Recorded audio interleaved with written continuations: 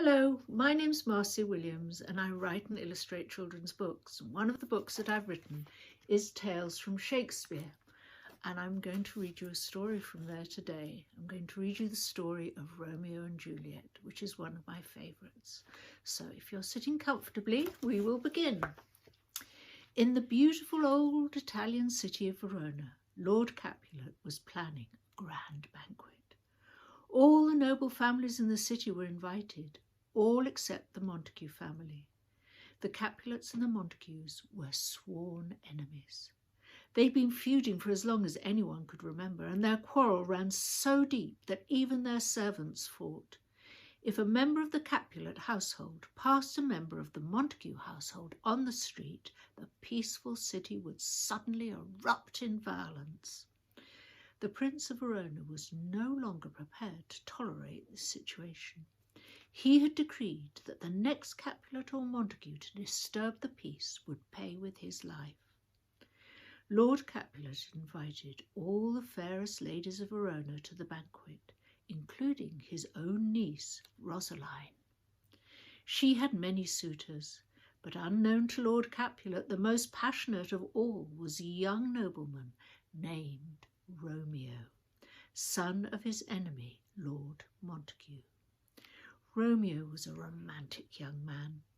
His infatuation for Rosaline caused him much heartache, for Rosaline was a faithful Montague and scorned Romeo. Day and night Romeo was either wandering the streets of Verona looking for Rosaline or boring his friends Benvolio and Mercutio with tales of her great beauty. So when they heard that she would be at Lord Capulet's party, they persuaded Romeo to go with them, disguised behind a mask. They hoped to show him that there were many ladies in Verona who were even fairer than Rosaline. "Compare her face with some that I shall show, and I will make thee think thy swan a crow," said Benvolio. Old Lord Capulet was in a jovial mood on the evening of his party. "Welcome, gentlemen. Ladies that have their toes unplagued with corns will walk about with you. Come, musicians, play," he said. He encouraged all the young folk to enjoy the dancing, including his daughter Juliet, who soon took to the floor with a dashing knight. She was so merry and so very pretty that even the love-struck Romeo noticed her. Indeed, not realizing that she was Lord Capulet's daughter, Romeo suddenly found that his heart no longer belonged to Rosaline, but to Juliet. "Oh, she doth teach the torches to burn bright. Did my heart love till now," he breathed. Romeo did not keep his feelings to himself, but, as if in a dream, stood declaring his new love to all about him. Unfortunately, Lord Capulet's fiery nephew Tybalt recognised his voice. "This, by his voice, should be a Montague," he angrily cried. "To strike him dead, I hold it not a sin." Tybalt called for his sword, and had it not been for Lord Capulet, who forbade fighting at his ball, the evening would certainly have ended in bloodshed. Lord Capulet insisted that Tybalt make Romeo welcome.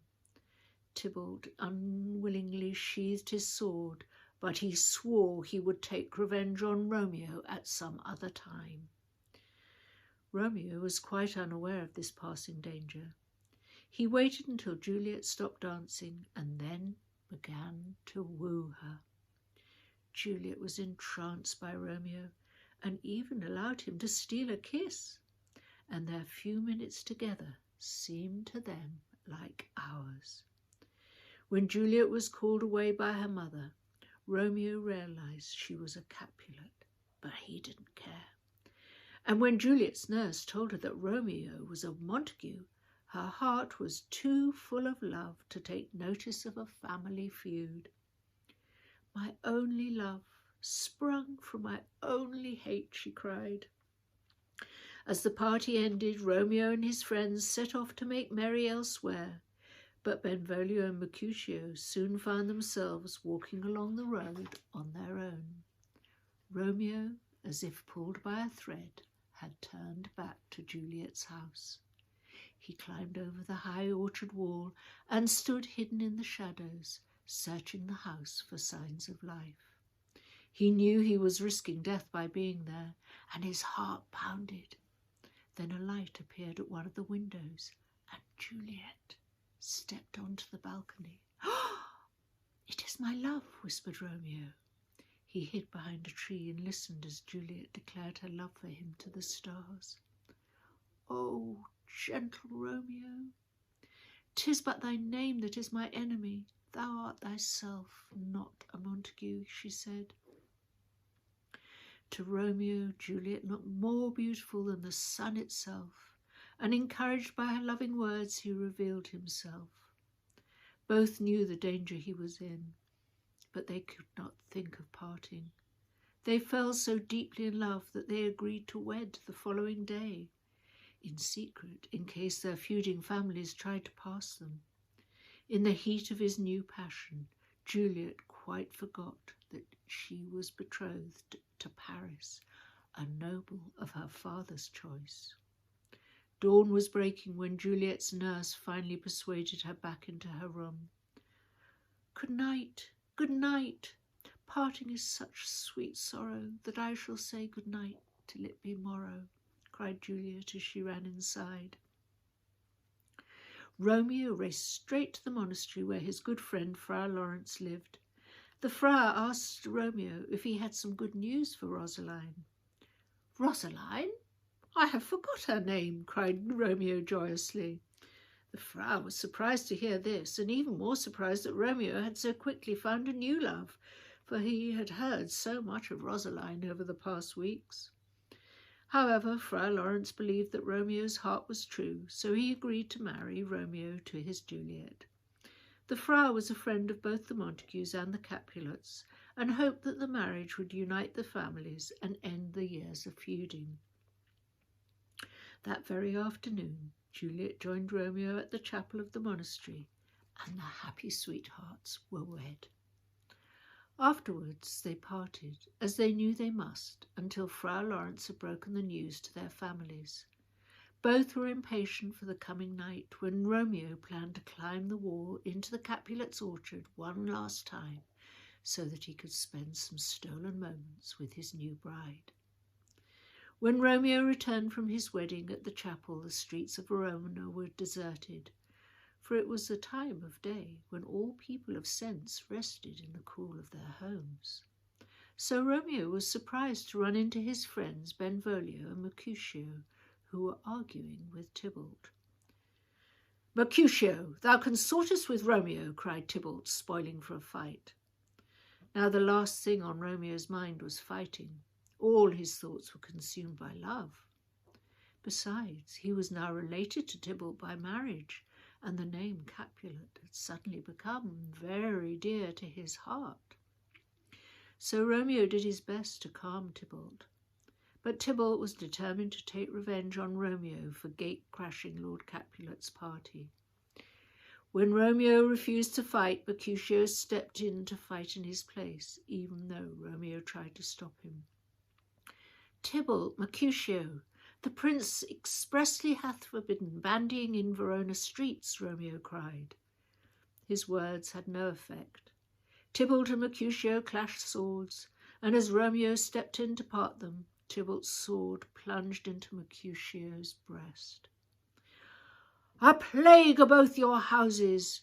They have made worm's meat of me," cried Mercutio. The wound was fatal, and soon poor Mercutio lay dead in Romeo's arms. Mercutio's death sent Romeo into a sudden rage. He grabbed a rapier and lunged at Tybalt, and before Romeo even realized what he was doing, Tybalt also lay dead. As Romeo looked at Tybalt's lifeless body, his anger left him, but it was too late. He had killed his wife's cousin. "Oh, I am fortune's fool," he cried. Romeo knew that the Prince of Verona might condemn him to death if he was arrested, so he fled to the sanctuary of Fra Lawrence's cell. When the Prince of Verona heard that Romeo had been provoked, he didn't condemn him to death. However, his patience with the feuding families was at an end, so he banished Romeo from Verona. Oh, unhappy Juliet! At first she was furious with Romeo and wept copious tears for her dead cousin. Oh God! Did Romeo's hand shed Tybalt's blood? O serpent heart, hid with a flowering face! Then her thoughts turned to her new husband. My husband lives, that Tybalt would have slain. Her love for Romeo changed her tears of sorrow to tears of joy. Romeo came to see Juliet that night, and he quickly secured her forgiveness and held her in his arms. Yet the night was tinged with sadness, not only because of the adventures of the day, but also because the lovers knew they had to part, and had no idea of knowing when they would be together again. The morning dawned far too soon for them. Juliet tried to persuade Romeo that the morning song of the larks was the nightly call of the nightingale, but the sky was streaked with morning light, and they had to say farewell. As Romeo set out for Mantua, where he would be safe from arrest, he promised to take every opportunity to send Juliet his greetings. They both prayed that Fra Lawrence would soon secure a pardon for Romeo and pacify their families. When Romeo left Juliet, he promised that they would soon be reunited and all their troubles would be forgotten. Poor Romeo! If he had known of Lord Capulet's plan, he might not have been so sure. For before Fra Lawrence had a chance to share the news of Romeo and Juliet's marriage, Lord Capulet told Juliet's suitor, Paris, that he could marry Juliet in a few days' time. He hoped that a wedding would cheer his daughter after her cousin's death. In vain, Juliet pleaded with her father not to rush her into marriage.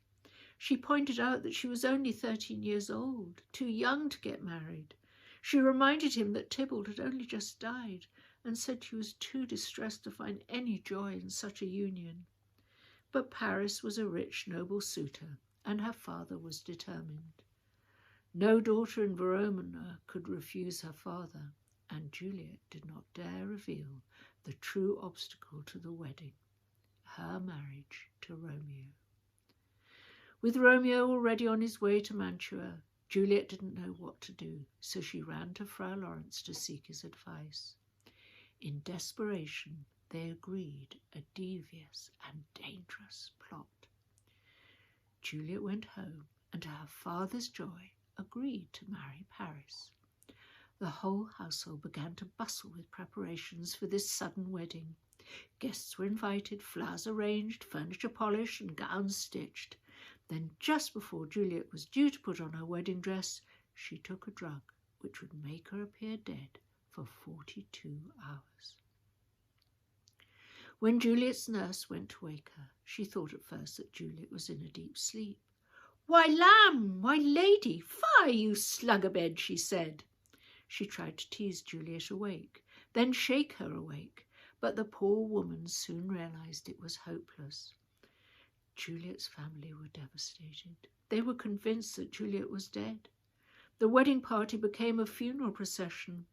Juliet was carried to the family vault, from where, according to the friar's plans, Romeo would soon rescue her. Unfortunately, a messenger reached Romeo with the false news of Juliet's death, before the friar's letter, which would have told him that she was only drugged. Poor Romeo, knowing nothing of the friar's plan, was thrown into the deepest despair. "Is it even so?" he cried in anguish. Only a moment earlier he had been full of joy and expectation, believing he would be reunited with Juliet, imagining their future happiness. Now he believed that both she and his dreams were dead. Romeo called for his horse to be saddled while he went to the local apothecary to buy poison. He had decided to return to Verona and die beside his sweetheart. "Well, Juliet, I will lie with thee tonight," he cried as he set off to see her for the last time. It was midnight when Romeo arrived at the graveyard where the Capulet's tomb lay. The mourners were long departed, and only the yew trees stood sentinel beside the tomb. Then out of the darkness came the weeping figure of Paris. He had come to throw flowers on Juliet's grave, on what would have been their wedding night. Paris recognized Romeo at once. He knew he was a Montague, and thought he must have come to cause mischief at his enemy's tomb. Romeo was not looking for a fight, and longed to be left alone to die beside Juliet. When Paris tried to apprehend him, Romeo tried to shake him off. But Paris was like an angry jackal and would not set him free, and so they fought. Romeo stabbed Paris, who fell backwards upon the rough ground. "Oh, I am slain! If thou be merciful, open the tomb. Lay me with Juliet," Paris begged. "In faith I will," cried the unhappy Romeo. Romeo opened the tomb and gazed upon Juliet with so much love and sorrow that he hardly needed poison to stop his breaking heart. He lifted Paris in his arms and lay him beside her. Then he gazed upon his true love's face. "Death, that has sucked the honey of thy breath, hath had no power yet upon thy beauty," he said. He gave her one last kiss. "Here's to my love," he said, drinking the poison. "O true apothecary, thy drugs are quick. Thus, with a kiss, I die." At that moment Frau Lawrence arrived at the graveyard, spade, lantern and crowbar in hand. He'd only recently discovered that his letter hadn't reached Romeo, and his first thought was to rush and save Juliet from her tomb. Then he planned to find Romeo and tell him the joyous news that his love was still alive. As his old feet stumbled through the graves, he thought he saw a lantern flicker by the Capulet's tomb. Could it be Romeo? Had he arrived too late? "Oh, much I fear some ill unlucky thing," he muttered. He entered the tomb and saw both Paris and Romeo dead beside the sleeping Juliet. "Romeo! Alack, alack!" the Frau cried out, disturbing Juliet's unnatural sleep. "Oh, comfortable Frau, where is my lord?" she asked as she awoke. "Thy husband in thy bosom there lies dead, and Paris too," said Frau Lawrence. Hearing the night watch approach, Frau Lawrence urged Juliet to flee with him before they were both blamed for the death of the young men. But Juliet would not leave Romeo. She kissed his lips, hoping to find some poison there, but there was none. Quickly, before the watch could stop her, Juliet picked up Romeo's dagger and stabbed herself. "Oh, happy dagger, this is thy sheath. There rest and let me die," she cried, and then she fell upon her beloved Romeo's body and died. When the Montagues and Capulets arrived upon this tragic scene, they were grief-stricken. The Frau was summoned by the Prince of Verona, and he related the whole story, how Romeo and Juliet had fallen in love, how he'd married the pair, hoping that their union would end their family's bitter feud, how his letter to Romeo had been delayed.